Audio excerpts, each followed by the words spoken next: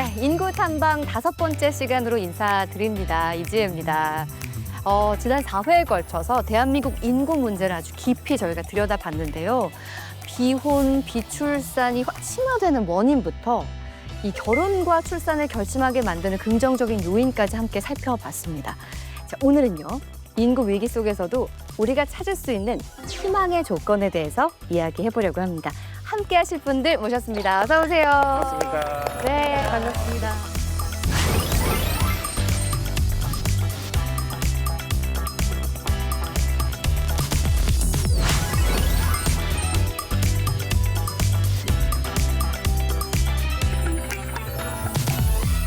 근데 오늘은 더 풍성해졌어요.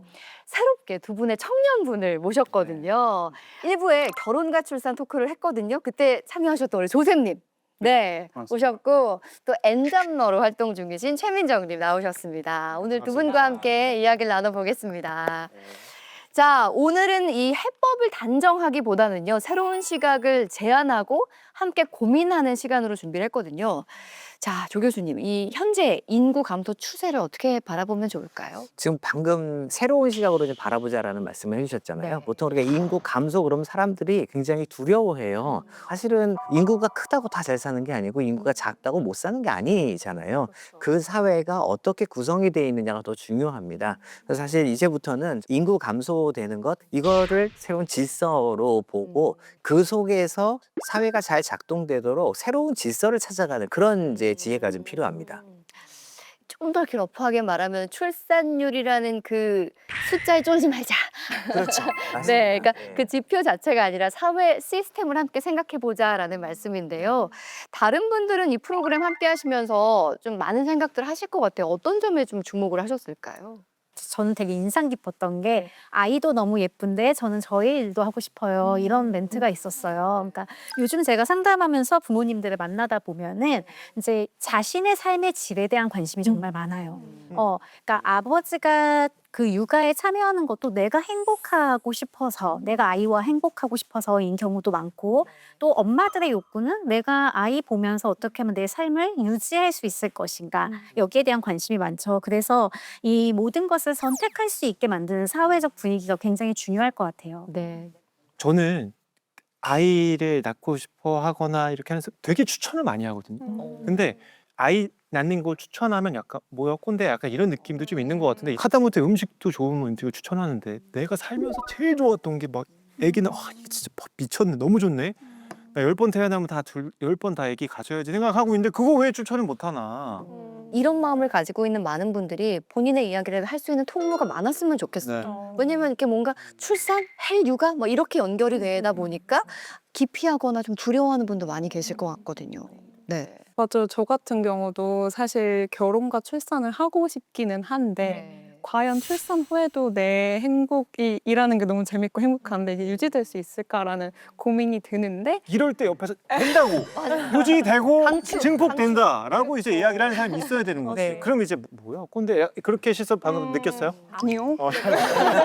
근데 가까이서 이런 걸 봐야 해요. 왜냐면 저희 맞아요. 회사에도 아빠, 엄마들이 아이 키우면서 행복해하고 그다음에 균형이 맞춰지는 걸 보니까 이제 같이 있었던 주니어 친구들이 이런 게 결혼이고 육아라면은 해보고 싶다는 거예요. 그러니까 우리가 더 많이 보여주고 또 이제 이야기하고 이러는 게 정말 아나운서님 말씀처럼 되게 중요한 것 같아요. 육아는 현실이야라는 말이 현실적으로 어렵지란 말이 아니라 현실적으로 되게 행복한 일이거든요. 사람들이 익명의 아기를 좋아하잖아요. 쇼츠 같은데 귀여운 아기, 그다음에 미디어에서 만나는 아이들 좋아하는 게 사실 우리 마음속에 그게 얼마나 맞아요. 멋진 일인지 알고 있는데 그 예쁜 게 내 새끼가 되면 거의 6억 배. 진짜 네. 훨씬 더 예쁘다. 네. 진짜. 여기까지 해야 돼요. 오케이. 거짓말인 줄 알아요. 6억 배. 네. 미국에서도 이 한국의 출산율에 대해서 뭐 심각하다는 거 알고 있었어요. 얘기하는 사람들이 너무 많죠. 저 친구 주변에도 그리고 트럼프 전 행정부 계셨던 우리 삼촌도 그 얘기 많이 하시는데 거기에다가 여러분 다 아실만한 일론 머스크 그렇죠. 거의 얘기했죠. 하루에 한 번, 하루에 2번 정도 올려요. 인구 문제 진짜 심각한데 한국 봐라. 이거 좀 해결해야 된다 얘기 많이 하시더라고요. 그래서 한국 오신 거예요? 출산율 해결해서 이거는 이제 여자친구랑 상의해야 될 부분이고요.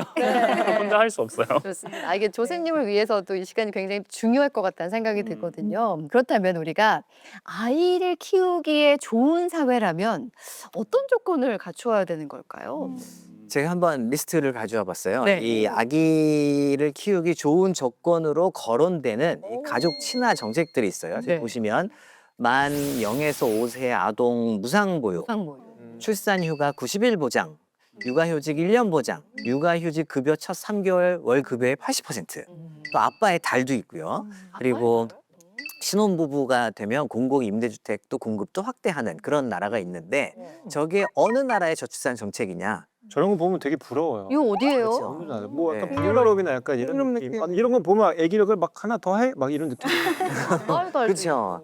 그런데 놀랍게도 저게 우리나라의 정책이에요. 아, 진짜요? 엄청 좋아졌어. 우리나라 정책이에요. 네. 근데 그것도 지금이 아니라 네. 저 한 10여 년 전에 나왔던 정책입니다. 와. 지금은 저거보다 더 좋아졌겠죠? 와. 네. 그러니까 우리가 이렇게 정책이라는 거는 후발주자는 선발주자보다 더 좋게 만들어요. 아마 우리 다음으로 쫓아오는 뭐 나라가 있다면 네. 우리보다 더 잘 만들 겁니다. 근데 그 정책이 잘 작동을 하고 기능을 하느냐는 또 다른 문제라는 거죠. 근데 저 정책도 사실 보면 냉정하게 놓고 볼 필요가 있습니다. 저게 거품이 좀 있어요. 예를 들면 0세부터 5세 아동 무상 보육인데 진짜 돈이 안 드나? 그건 또 아니거든요. 사교육비가 좀 들고요. 육아휴직 급여도 월급의 80% 이나 상한이 있다. 그렇죠. 네, 200만 원이었고 그 150, 저 때는 150인가 그랬는데 지금 200, 300까지 올라온 거. 그런 것들을 너무 좋다라고 안주하면 안 되고 더 닥달해서 더 좋게 갈고 닦아야 또 이렇게 두 분이 이렇게 또 혜택을 받을 거 아니에요. 그렇죠. 근데 저출산에 있어서 모든 것을 정책으로 풀 수는 없을 것이고요. 네. 맞아. 사실 복지 정책은 출산에 있어서 약간 장벽이라고 생각되는 부분을 좀 낮춰주는 역할을 한다고 생각합니다. 근데 이렇게 복지 제도가 잘 구비가 되었음에도 불구하고 이렇게 실질적으로 활용의 측면에서 좀 사회 인식과 문화가 따라가지 못하는 것도 문제일 것이고요. 그리고 모두에게 그 정책이 다 이렇게 적용될 수 있는가 이 부분에서도 좀 재고할 필요가 있다고 생각을 합니다.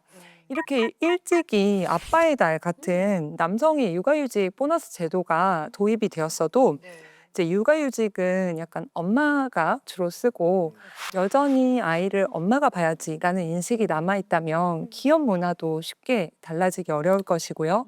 여성은 여전히 일과 이 가정 사이에서 뭔가 선택해야 할 것 같은 그 압박을 먼저 받는 대상이 될 것 같습니다. 그러게요. 이 육아휴직을 쓸 수도 있지만 또 다른 방법으로 보면은 만일에 우리가 일하는 시간이 유연화된다면 그러면 육아휴직을 쓰지 않고도 맞아요. 예, 가족들이 함께 모이는 시간을 더 많이 늘릴 수 있을 것 같은데 재택근무도 사실은 일도 재택근무 해도 아무 상관없는 것들이 많은데도 불구하고 네. 그냥 조직 문화상 그걸 못하게 하는 것들이 많잖아요. 그러니까 대기업 같은 경우에는 오히려 눈치가 조금 보이긴 하지만 쓸 수 있는 가능하죠. 그렇죠. 아닌 경우도 많잖아요. 저 같은 경우는 프리랜서니까 전혀 할 수 없고 자영업자도 마찬가지 아니에요? 맞아. 우리나라는 OECD 국가 중에서도 자영업자들이 되게 높은 편이잖아요. 그렇지. 되게 높은데 그럼 너무 자영업자들이 소외받는 거 아닌가라는 생각이 들더라고요. 그러니까요. 뭐 자영업자뿐만이 아니라 저 같은 프리랜서나 농업에 종사하시는 분들도 육아휴직 같은 이 지원에서 좀 소외되어 있다라고 많이들 얘기하시는데 이 문제는 어떻게 접근해야 될까요? 오랫동안 유럽 출산율 1위를 지켜온 나라 프랑스. 그 비결 중 하나는 모든 가정을 포용하는 보편적 가족 지원 정책에 있습니다.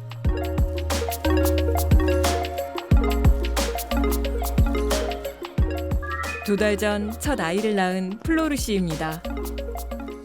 Le matin, je passe du temps avec mon petit garçon, je l'allaite, je le change, je prends mon petit déjeuner, il s'endort à côté de moi et on va faire une balade. 아이가 주는 기쁨 속에 출산 휴가를 보내고 있지만 다시 일터로 돌아갈 날도 기대하고 있습니다. En France, on conserve notre emploi quand on a un enfant et on revient normalement après 16 semaines de congé maternité.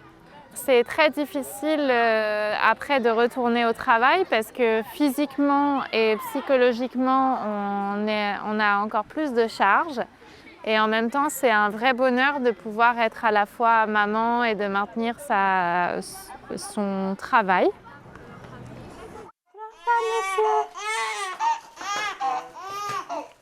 산책에서 돌아오자마자 아이가 울음을 터뜨립니다.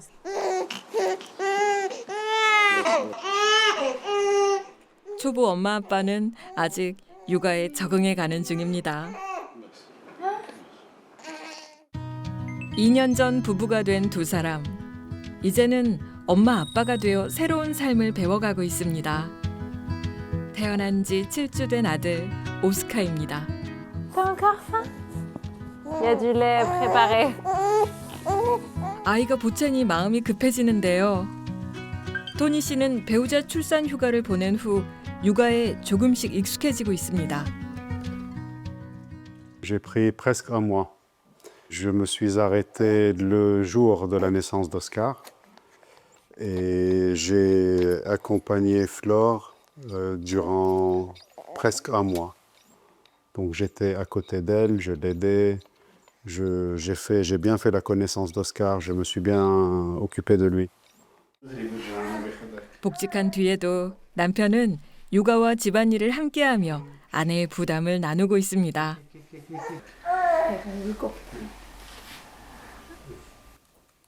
출산 휴가 중인 플로르 씨는 한 달 후면 복직할 예정입니다. 요즘은 시간이 날 때마다 다시 일할 준비를 합니다. Je donne des cours à des jeunes qui souhaitent travailler dans le tourisme et je suis aussi donc productrice de voyage. Là, je regarde les réponses des étudiants en tourisme, voilà, pour commencer l'année scolaire. 프랑스에서는 프리랜서, 자영업자, 농민에게도 출산 휴가 급여가 지급됩니다. 최근 3년 평균 소득을 기준으로 하루 최대 10만 원까지 받을 수 있습니다. Pour le congé maternel, ça dépend de la sécurité sociale, donc peu importe l'emploi, le type d'emploi que nous faisons. C'est d'office pour toutes les femmes. 아이를 낳은 모든 워킹맘에게 차별 없이 제공되는 경제적 지원. 프랑스의 보편적 가족 지원의 중심에는 국립가족수당 기금이 있습니다.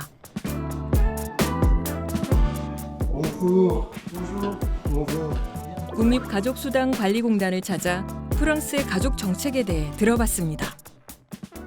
Alors le but de cette politique, c'est une politique universelle. Et depuis les années 30, le système est quasiment universel. Et c'est exactement depuis 1978 en France que les prestations familiales sont complètement universelles. Quel que soit le statut, comme vous disiez, ça peut être aussi pour les chômeurs, notamment pour les personnes inactives. En fait, l'objectif, c'est aussi de déconnecter le versement d'une cotisation de la réception d'une prestation. Il n'y a pas de cotisation salariale en France pour financer la branche famille. Le financement se fait essentiellement par l'impôt, donc ça c'est tout le monde, et également c'est historique par des cotisations des employeurs, mais il n'y a pas de cotisation salariale. Historiquement, ça a toujours été ainsi en France. 국립가족수당관리공단은 전국에 100여 개의 지역 사무소를 두고 경제적 지원을 비롯한 가족 정책 전반을 책임지고 있습니다. En France, il faut bien comprendre que le critère essentiel, c'est le critère de la charge d'enfant. Est-ce qu'on a en charge ou pas, de manière effective, un enfant? Et c'est le seul critère qui compte. Donc, on ne va pas regarder si le couple ou la personne est marié, si le couple a un statut particulier, par exemple le PACS, c'est-à-dire le pacte civil de solidarité. Ça peut être aussi un couple en concubinage, ça peut être également des monoparents, ça peut être également des familles recomposées. Donc ça, ce n'est pas le critère qu'on va regarder. Nous, ce qui nous intéresse, c'est la charge d'enfant, puisqu'à l'origine, le système, il était bien fait pour compenser une charge d'enfant. C'est ça la clé d'entrée. 프랑스의 사례를 보고 왔는데요. 뭔가 이렇게 자영업자라던가 뭐 프리랜서라던가 좀 더 세분화돼서 혜택들이 주어진다라는 거가 느껴지네요. 네. 근데 우리나라도 자영업자와 프리랜서를 대상으로 출산급여를 지원하고 있습니다. 월 50만 원씩 3개월, 최대 150만 원까지 지급 중에 있는데요. 네. 여전히 이제 육아휴직까지는 확대되지 못했죠. 못 받았는데. 아니 이런 제도가 있는 줄 사실은 몰라요. 육아휴직 이런 거는 막 네. 많이 알려져 있고 뭐 이런 정보 얻을 때도 많은데 저도 이 프리랜서 쪽은 처음 야, 이거 어떡하지? 못 받아요, 지금. 있는 제도인데도 홍보가 너무 충분히 안 된 것 같아요. 자영업자 프리랜서 출산급여 지원은 2019년부터 시행이 됐습니다. 저희 아이가 2019년생인데 못 받았네. 네. 그래서 이제부터 보실 것은 2025년도에 달라져서 시행되고 있는 저출산 대책입니다. 먼저 첫째로는 육아휴직 급여가 상한액이 월 150만 원에서 이제 250만 원까지 인상이 되었고요. 그리고 생후 18개월 이내 자녀의 부모가 함께 혹은 순차적으로 육아휴직을 사용할 경우에 부모 각각의 첫 6개월 동안 육아휴직 급여를 월 최대 200만 원에서 450만 원까지 이제 적용시켜주는 것으로 상한액이 이렇게 인상되었습니다. 또 아빠 출산휴가가 10일에서 20일까지 확대가 되었고요. 자녀를 출산했을 때 지급하는 첫 만남 이용권이 둘째의 경우에는 300만 원까지 인상되었습니다. 그리고 제왕절개 분만 비용이 전면적으로 무료화되었죠. 오. 적어놓고 싶네요. 잘 몰라서. 근데 육아 중인 분들은 아무래도 더 관심이 있으시잖아요. 이거 알고 계셨어요? 몰랐고요. 너무 계속 받으니까. 맞아요. 계속 모르겠고 제왕절개 했는데 아쉽네요. 우리도 2번 했는데. 소급 적용은 안 되나요? 이게 어디다 전화해야 돼? 앞으로 제도는 더 좋아질 겁니다. 계속. 네. 사실 최근 저출생과 인구 감소라는 이 주제가 굉장히 화두가 되면서 저출생 대책, 가족 친화 정책 이런 부분들이 굉장히 빠른 속도로 발전이 되었습니다. 그러다 보니까 홍보가 잘 이루어지는 것 같으면서도 저처럼 정책 연구를 하는 사람조차 찾아볼 때마다 뭔가 계속 바뀌는 것 같고 저도 굉장히 헷갈려요. 그래서 이제는 많이 발전된 이 정책들이 좀 일관적으로 꾸준하게 내실을 기하면서 홍보도 하고 이제 지속되어야 할 시기라고 생각하고 있습니다. 네, 많은 관심도 필요할 것 같고요. 네.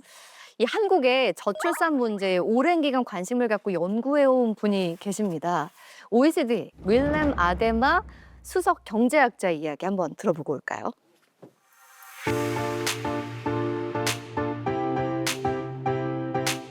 OECD에서 가족 친화 정책을 연구하고 있는 윌렘 아데마 씨는 한국의 저출산 문제에도 깊은 관심을 가져왔는데요. 그에게 지속 가능한 가족 친화 정책을 위해 필요한 건 무엇일지 들어봤습니다.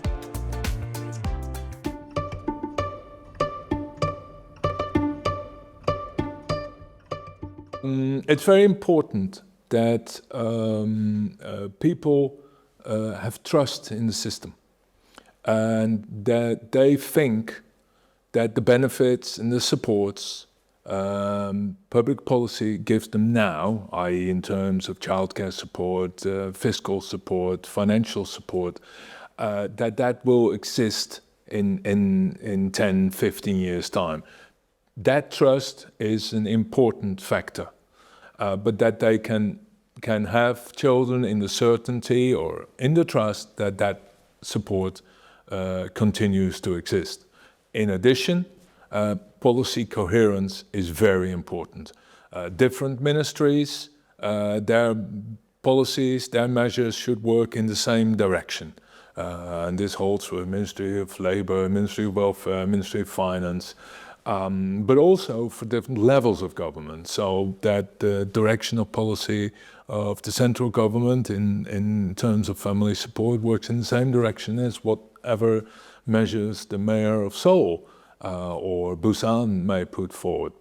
And then thirdly, it's also very important that you work together with social partners, with employers and with unions, because the workplace practices play an important role in helping young Koreans to achieve work-life balance.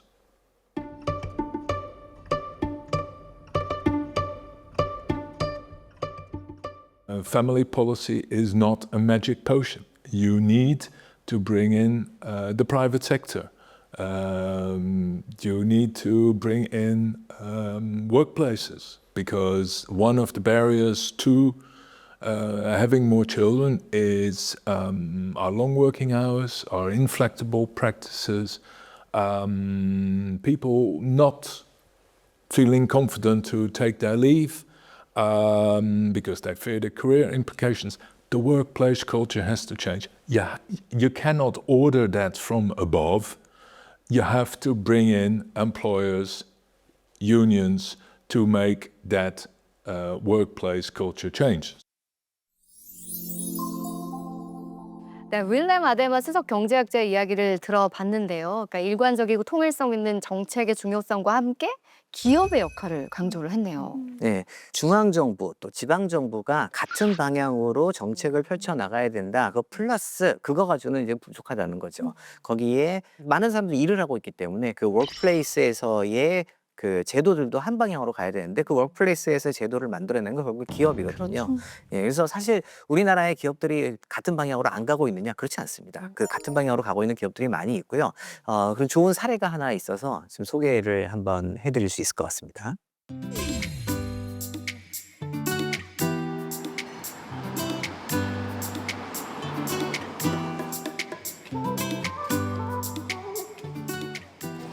그렇게 발차기 놀이 할 거야? 그래? 안녕하세요. 저는 김재근이고요. 이름 뭔지 말해줄 수 있어요? 와. 김수아예요. 네. 매일 수아랑 같이 어린이집 등원하고 있는데 여기서 한 도보 한 10분, 15분 정도 걸립니다. 비 온다. 비 오는 것 같아? 아, 비 오면 어떻게 해야 돼? 빨리 도망가야 돼. 빨리 도망가고 싶어? 응, 그렇게 하자. 와, 저기 위에 빨간 꽃. 저거 꽃 이름은 장미야, 장미. 장미문어. 걸어서 아기랑 같이 등하원을 하다 보면은 서로 이야기하는 시간도 많고 또 그 시간 자체가 지나고 보면 되게 추억이더라고요. 그래서 지금 되게 만족하고 있습니다. 안녕하세요. 안녕하세요. 사랑해요. 이곳은 아빠가 일하는 직장의 어린이집입니다. 오늘 재밌게 보내. 안녕하세요. 감사합니다. 안녕하세요. 감사합니다. 네. 일단 회사랑 어린이집이랑 다 가까이 있다 보니까 무슨 일이 생기더라도 저희가 바로 빨리 가서 확인할 수 있다는 게 되게 일단 마음적으로 좀 안정감이 있고요. 또 운영 시간이 좀 늦게까지 운영이 되기 때문에 혹시나 제가 야근을 하거나 뭐 좀 저녁에 일이 있어서 늦게까지 아기를 맡겨야 되는 상황이 발생하더라도 좀 부담 없이 맡길 수도 있고. 어린이집은 오전 8시 30분부터 밤 9시 30분까지 운영돼 부모의 시간 부담과 심리적 부담을 덜어줍니다. 또한 회사 지원으로 전액 무료로 이용할 수 있어 경제적 부담도 크게 줄였습니다. 저희가 1년에 3-4번 정도 아이들의 어린이집 생활을 직접 볼 수 있도록 행사를 준비하고 있어요. 점심시간 2시간 정도를 실시를 하고 있는데 그때 회사에서는 어린이집 행사에 적극적으로 참여할 수 있도록 지원을 해주신다고 해요. 특히 아버님들의 참여도가 굉장히 높은 것이 저희 어린이집의 특징입니다.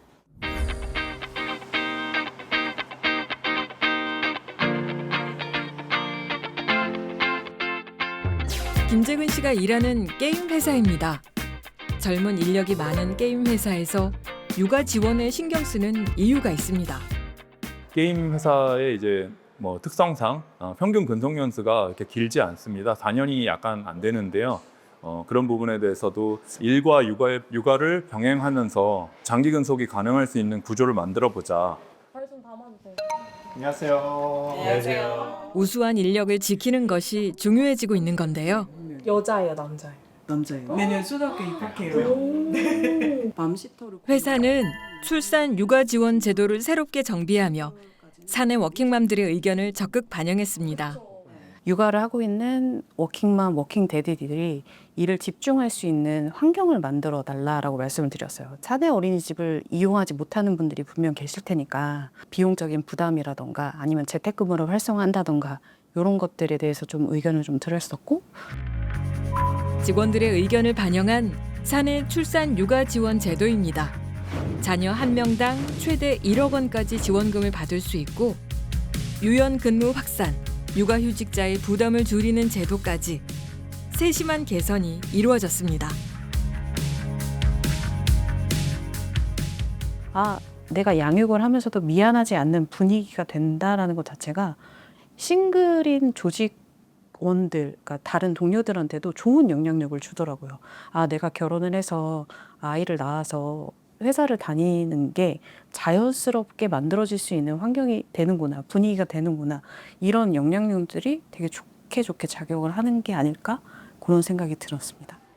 좋은 마중물이 돼서 선한 영향력을 끼쳐서 채용 경쟁력도 높아지고, 단기적으로는 돈이 많이 들어가는 것처럼 보이지만 실질적으로는 업무 생산성도 높아졌다라는 걸 한번 저희가 사례를 한번 여러 경로로 공유를 해서 다른 기업들도 다 그렇게 동참을 하기를 기대하고요.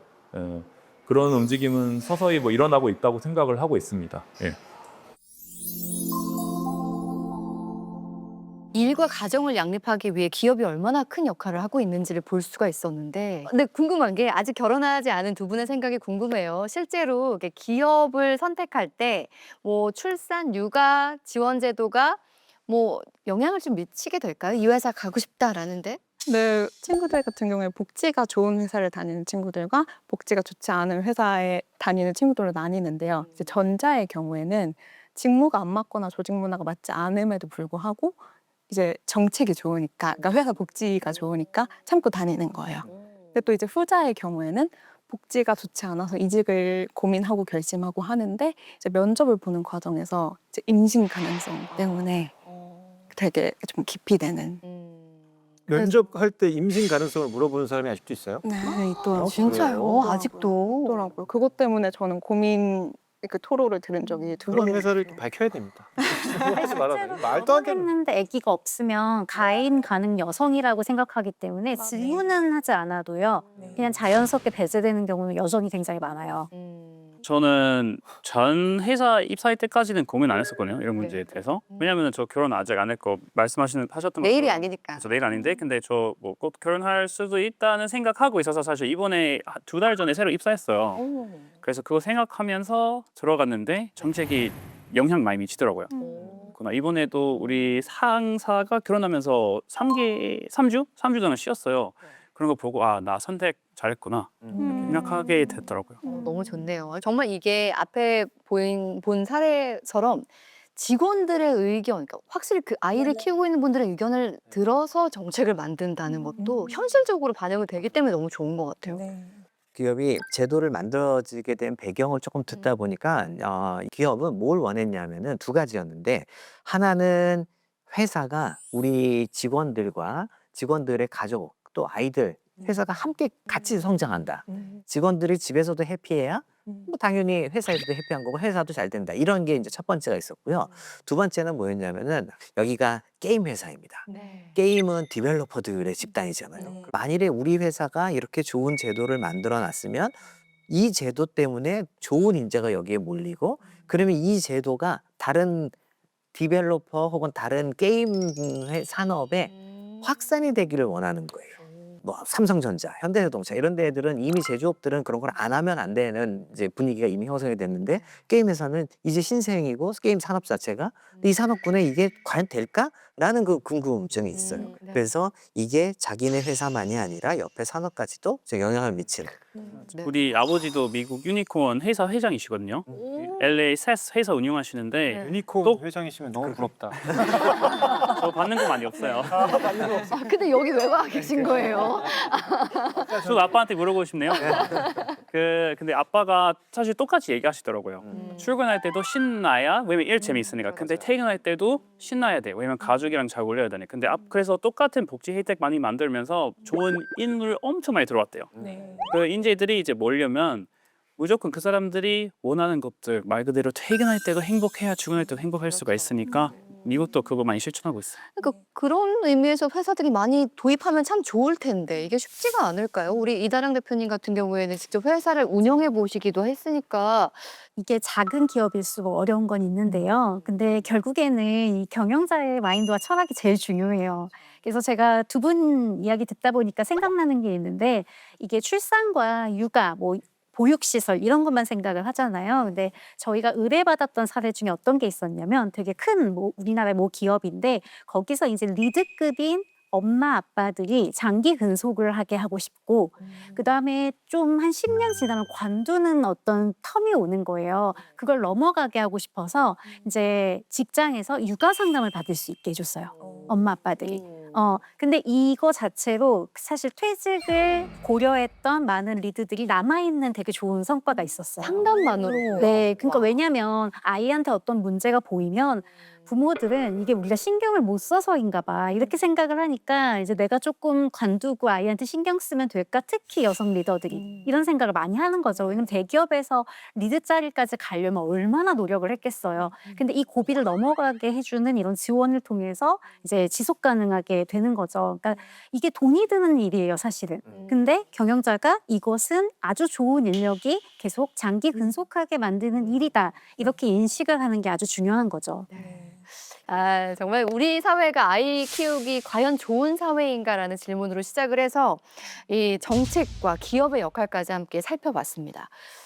요즘 우리 뭐 누구나 대화용 AI 서비스 많이 이용들 하시죠? 네. 뭐 인생 상담도 하고 그러시던데. 점 봐야죠. 네. 점도 보세요. 네. 없으면 일 못해요. 네, 맞아요. 그래서 AI는 이 저출산 대책을 어떻게 제시할지 굉장히 궁금해서요. 저희가 청년층이 관심을 가질 만한 아이디어를 물어봤습니다. 궁금하다. 자, 한번 볼까요? 네. 자, 공동육아 기숙학교, 아이 키워서 레벨업, 육아 랜덤 박스. 뭐 하나하나 좀 살펴볼까요? 자, 일단 공동육아 기숙학교. 뭐 뭔지 좀 개념이 와닿으세요? 기숙학교? 공동육아? 그러니까 기숙학교라고 하니까 뭔가 기숙사가 딱 생각이 나잖아요. 그러니까 아이 낳은 사람끼리 다 같이 그렇게 기숙사처럼 같이 어울려서 키운다는 건가? 약간 조리원인데 약간 저도 길게 가는 그런 느낌인가? 학교니까 뭘 배우는 것 같고 오, 네. 그런 거 아닐까요? 너무 재밌는 개념인데 네. 이게요. 신생아 부모만 입주할 수 있는 공동주택. 이라고 합니다. 그러니까 학교잖아요. 그러니까 전문 보육교사가 상주하면서 육아를 도와주기도 하고 입주민들이 커뮤니티를 형성해서 함께 육아를 하는 시스템인 거죠. 근데 학교니까 4년 심화 과정이 끝나면 졸업을 할 수 있어요. 이제 5세쯤 되면 애들이 키울만 하니까 졸업시키나 봐요. 5세는 이제 5세의 고시를 봐야 되는데 제일 어려울 텐데 나가면 안 되지. 이제 거기선 육아에서 이제 교육으로 가는 네, 그런 거겠죠. 이게 AI가 제시한 해결책이에요. 어때요? 마음에 드세요? 수학과 의사도 같이 상주해야 할 것 같습니다. 예방주사 맞아야 네, 예방주사도 맞아야 하고 상담도 받아야 하고 치과도 있고. 이렇게 일이 커지는데요. 네. 근데 공동까지는 아니어도 저렇게 보육 감당하는 어떤 전문가가 있어주는 개념은 좀 좋은 것 같은 게 네. 실제로 우리나라에서도 어떤 지역에서 대학과 같이 연합을 해서 3살이 될 때까지는 전문가가 정기적으로 계속 집에 방문해주는 그런 연구 과제 같은 게 있었어요. 근데 그때 그 효과도 되게 좋았고요. 네. 생각해보면 그때까지 아이가 중간중간에 이제 막 이상한 행동하고 이러면 네. 전문가가 아닙니다. 딱 괜찮습니다. 이렇게 해주고 얼마나 좋아요. 그래서 요런 그 전문가가 있는 시스템 같은 것들 네. 좀 괜찮지 않을까, 안정감을 좀 주지 않을까 이런 생각은 드네요. 여기가 만약에 있으면 졸업 안 하고 싶을 것 같아요. 유급도 너무나 즐거워. 너무 좋지. 자, 다음 아이디어 볼게요. AI가 제시하는 저출산 해결책인데요. 아이 키워서 레벨업. 이게 뭐 게임이나 웹툰 제목 같지 않으세요? 그죠? 아이 성장 기록을 게임처럼 관리를 해서 경험치가 쌓이면 레벨업을 보상하는 그런 제공하는 겁니다. 약간 다마고치 옛날에. 아, 네네. 다마고치 아세요? 아, 그럼요. 미국에도 유행했어요. 그거. 세계적으로. 이거 하면은 이제 아빠들이 열심히 하는 거 아니에요? 그럴 수 있겠는데요. 아 근데 아빠들은 게임만 할 수도 있어요. 근데 진짜 아이 성장 기록을 만들어 놓는 건 굉장히 좋은 것 같아요. 네. 맞아요. 네. 하나의 성취감을 제공할 수 있다는 측면에서는 좀 또 재미있지만 또 좋은 측면이라고 생각이 듭니다. 제가 유튜브를 아이 성장 기록하면서 했잖아요. 그거 왜 좋냐면 처음 만들면서 이게 나중에 우리 딸이 이거 보면서 우리 가족이야 우리 아빠야라고 보여줬으면 좋겠다라는 생각을 했거든요. 근데 지금 이제 9살이 됐어요. 네. 그러면 자기 어렸을 때 모습을 보는 걸 너무 좋아해요. 그러니까요. 우리 6살 때 생일 때 그거 생각나? 그거 보자. 막 이러고 원, 투, 쓰리, 포. 생일 축하합니다. 생일 축하합니다. 생일 축하합니다. 이상해.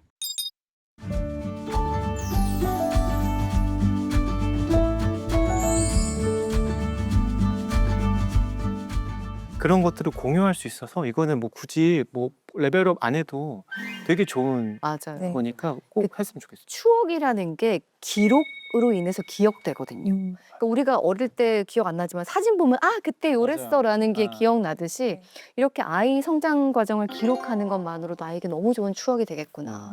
더군다나 보상이 주어진다면 너무 좀 정말 다른 즐겁게 할 수 아이디어가 드는 게 이게 레벨업이라는 단어가 엄청 꽂히네요. 네. 그래서 이게 아이를 키운 경험 자체가 약간 커리어처럼 경력처럼 남는 것도 네. 좋지 않을까? 한 2년 정도 경력이 이제 잠깐 쉬게 됐는데 그 기간 동안 아이를 키웠잖아요. 네. 근데 아시겠지만 아이 키우면서 막 인내심, 공감 능력 이런 거 진짜 좋아지잖아요. 그래서 그런 게 이제 나는 이만큼 키웠다. 좀 이렇게 경력증? 좋네요. 이런 군 가산점하고 요거하고 같이 해가지고 네. 세트를 묶어서 실제로 네. 국내의 한 기업이 네. 저 아기를 낳으면 승진하는 가산점을 내가 시험 보거나 뭐 했던 것보다 훨씬 더 많이 줍니다. 와 그럼 그런 생각 게 낳겠어. 이미 있어요 그런 기업. 어머 진짜. 네, 그래서 그거는 정말 아까도 얘기가 나왔지만 국가가 만드는 제도 말고 각 기업에서도 자기네가 스스로도 그런 제도들을 만들어내고 맞아요. 좋은 인재를 리테인 시킬 수 있는 그런 방법이 있죠. 그러네요. 그러니까 아이를 키우면서 내가 소진된다고 느낄 때가 너무 많잖아요. 내가 사라지는 것 같고 영혼을 갈아 넣는다고 하고 그런데 이렇게 레벨업되는 기회로 생각한다면 정말 아이 낳아 키우는 보람이 생길 거라는 생각이 듭니다.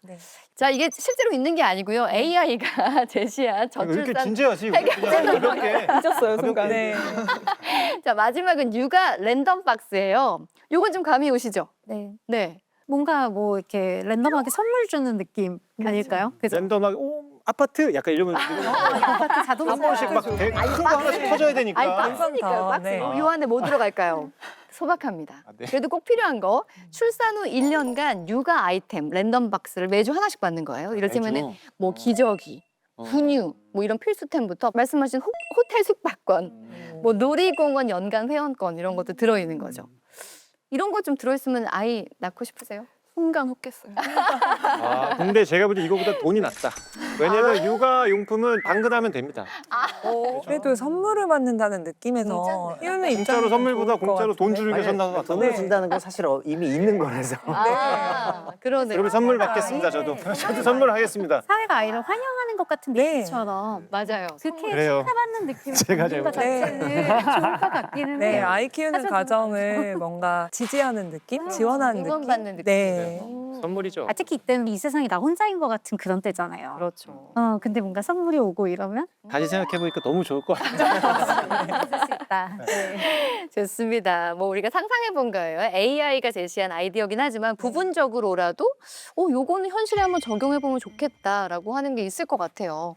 아이 키워서 레벨업 충분히 가능합니다. 예, 그래서 아이 키운 거를 사회에서 혹은 내 직장에서 내가 레벨업 되는 그런 수단으로도 인정을 해준다면 근데 실제 아까 말씀드린 것처럼 그런 사례가 있어서요. 충분히 가능하다고 생각합니다. 저는 뭐 일단 전문가가 좀 일정 기간 붙어주는 것도 의미 있다고 생각이 들었어요. 네. 이제 프랑스에서도 뭐 다이어트부터 출산 후에 다시 성생활하는 것까지 이런 식으로 다 상담을 좀 해준다고 하더라고요. 그래서 이런 지지가 있으면 나 혼자 하는 육아가 아닌 것 같은 이런 느낌 줄 수 있을 것 같고 재미로 봤지만 좀 의미가 있다라는 생각이 드네요. 네.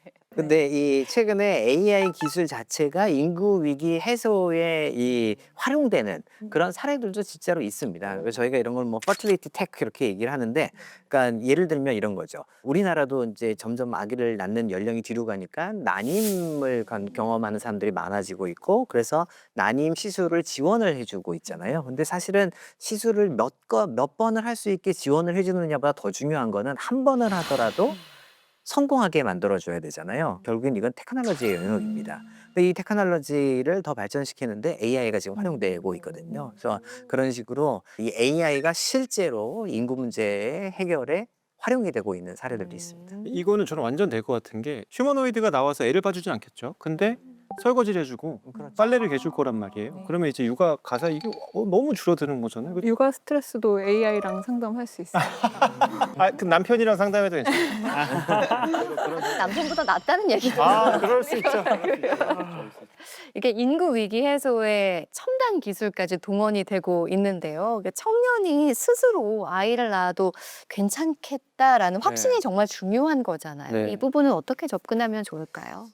한국은행에서 2023년에 굉장히 재미있는 연구 결과를 하나 발표를 합니다. 네. 우리나라만 본 게 아니라 OECD 국가들의 과거서부터 지금까지의 자료들을 다 묶어가지고 좀 개선이 되면 얼마만큼의 출산율을 높이는 효과가 있을까, 그런 연구를 한 거예요.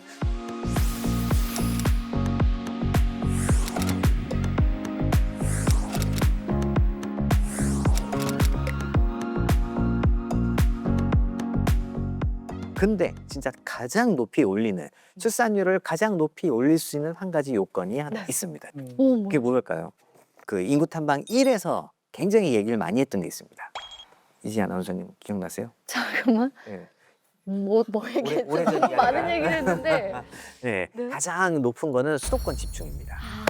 예, 이 수도권의 집중인데 도시 인구 집중도를 낮추면 그러면 0.4명이 올라갈 수 있다고 예측을 한 거예요. 도시로 사람들이 집중하는 거는 과거도 그렇고 지금도 그렇고 어디나 다 발생을 하잖아요. 네. 그런데 갈 곳이 한 군데밖에 없어. 이런 나라들일수록 출산율이 떨어지는 속도가 굉장히 빠릅니다. 그러니까 기울기가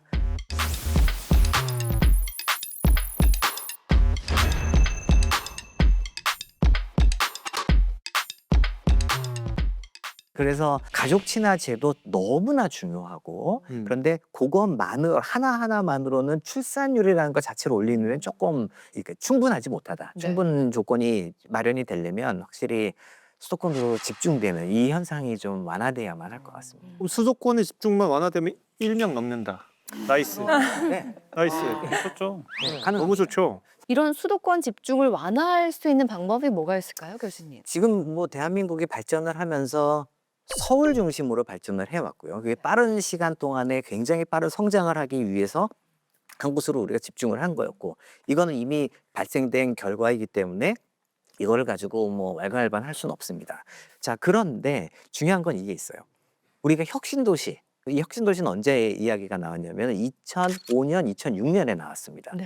그럼 2005년, 2006년에도 너무 서울로 집중이 되는구나. 그러니 지방으로 좀 이렇게 흩어놓자. 굉장히 좋은 아이디어였는데 도시가 마련이 되고 이게 자리를 잡으려면 그래도 한 10년, 뭐 15년, 20년은 걸릴 거 아니에요? 그럼 20년 뒤에 여기서 뛰어놀 수 있는 청년의 숫자를 보면서 개수를 만들어야 되는데 그렇게 안 하고 그 당시에 뭐 했냐면은 이거 어디에 놓지? 우리 전라도에 놔야죠.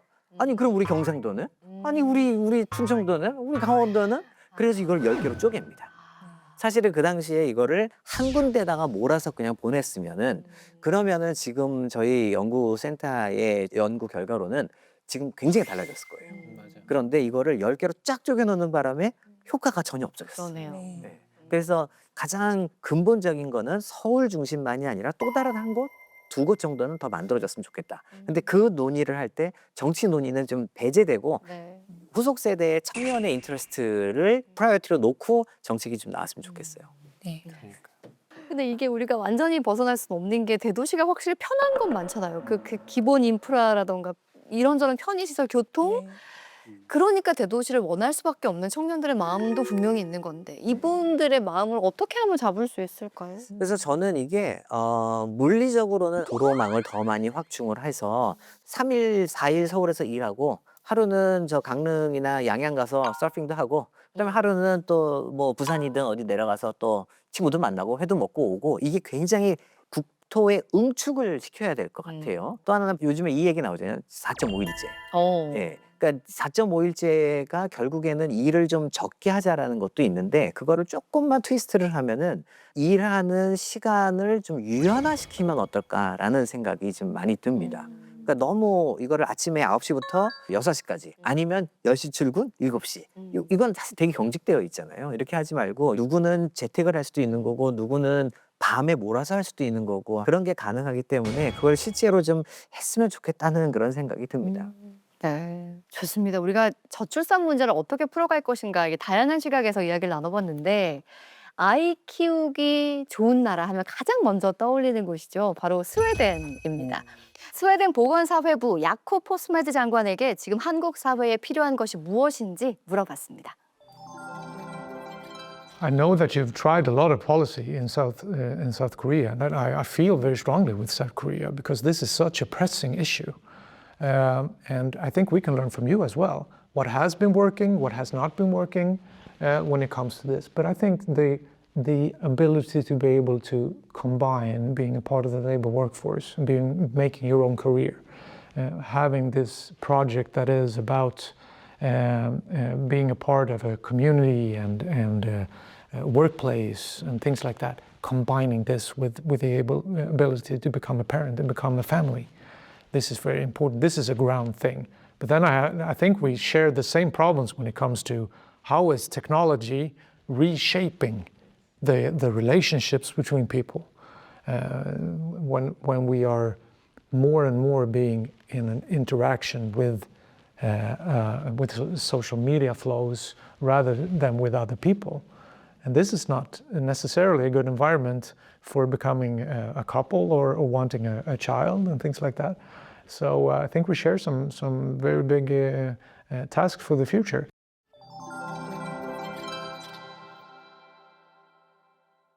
When a child is born, the world is new.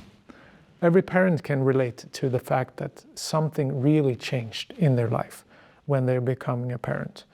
And of course, this should be a personal decision, being a parent or not. It should not be government imposed. You have to be a parent because we need this for the future labor market or whatever.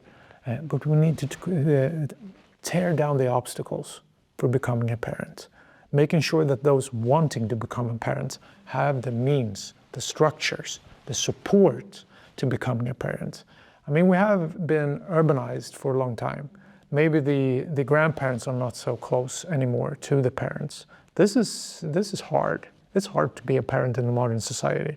So therefore, we need the supportive structures to be even stronger than in the past. 아이를 낳으라고 강요할 순 없지만 부모가 되고자 하는 사람들의 장애물을 없애줄 필요는 있다라는 말씀을 해주셨는데요. 부모가 되는 건 개인의 결정이지만 부모가 될 수 있는 환경을 만드는 게 정말 중요하다는 생각을 했습니다.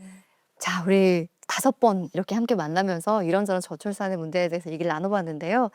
마지막으로 한 말씀씩 해주시면 좋을 것 같아요. 네, 저는 기업의 역할이 정말 중요하다는 생각을 다시 한번 하게 됐어요. 그래서 일과 육아가 양립되는 게 복지다 이게 아니고 이 회사의 경쟁력이다. 이런 이제 개념들이 이제 사회적으로 좀 더 공유가 많이 되었으면 좋겠고요. 그렇게 해서 일과 육아를 잘 양립하는 부모들을 보고 지금의 청년들이 자발적으로 이 기쁜 육아를 선택할 수 있게 하는 방향성이 가장 좋은 거 아닌가라는 생각해봅니다. 결국은 남성의 육아 참여가 적다. 왜 이렇게 적냐 OECD 기준으로라는 거였는데 그러면 안 된다. 우리가 그런 사람들이 아니다. 우리가 더 많이 하고 있다는 거를 더 알리고 인스타도 막 올리고 그래야 나중에 아이들한테 카톡이라도 좀 받고 아이들이 뭐 백화점도 가자고 하고 그런다. 네. 길게 보자. 라는 생각입니다. 좋습니다. 사실 요즘 청년들 사이에 막연한 불안감이랑 그 경쟁 심리가 되게 심하잖아요. 근데 사실 청년들한테는 희망이 가장 중요한데 희망이 있을까라는 생각을 하는 청년들이 많더라고요, 주변에. 근데 오늘 얘기를 들어보니까 그래도 조금 희망적이지 않나라는 생각을 해서 기대하게 됐습니다. 네. 한국은 역사적으로 그 역풍 능력이 너무 어마어마해요.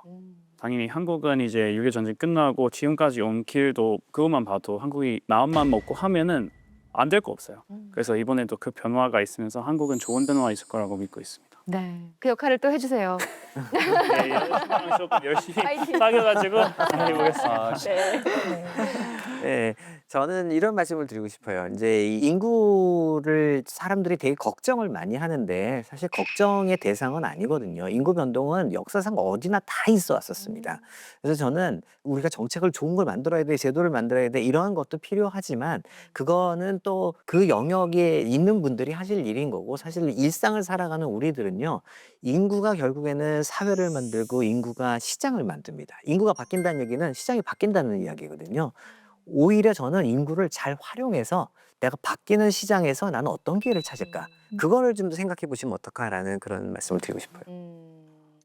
인구 감소는 어떻게 보면 피할 수 없는 현실일지 모르겠지만요. 그 안에도 더 나은 삶을 만들어갈 수 있다는 가능성을 이번에 좀 확인을 한 것 같습니다.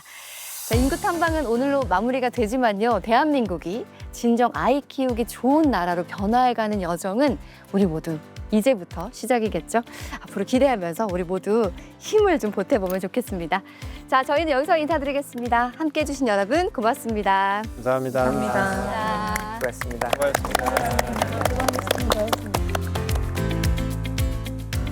저희도 결혼을 앞두고 또 임신을 앞두고 있지만 두려움도 있거든요. 좋은 본보기들이 많이 생긴다면 사람의 마음도 달라지지 않을까. 왜냐면 결국 인간은 사회적 동물이기 때문에 누군가와 함께 하고 싶은 게 자연스러운 거라고 생각하거든요. 저도 결혼이 처음이다 보니까 많이 이제 좀 부족한 부분도 많이 있겠지만 이제 서로 이제 좀 배려하고 좀 사랑하는 마음으로 같이 좀 잘 살아갔으면 좋겠습니다. 사랑해.